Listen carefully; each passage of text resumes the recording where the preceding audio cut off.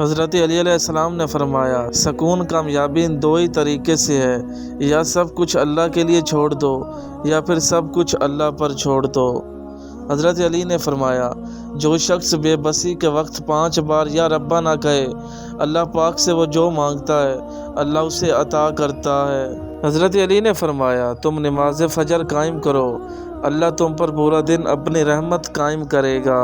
ला हासिल अगर पाना चाहते हो तो तहज्जुद पढ़ो, क्योंकि जो नसीब में ना हो उसे तहज्जुद की दुआएं मुकद्दर में ले आती हैं। लोगों के इखलाक के मुताबिक उनसे मेल जोल रखो और अमाल में उनसे अलहदा रहो। जिस्मानी रिश्ते मुख्तसर ज़िंदगी तक महदूद होते हैं, आखिरत में हम उनके साथ होंगे जिनसे रूहानी मोहब्बत होगी।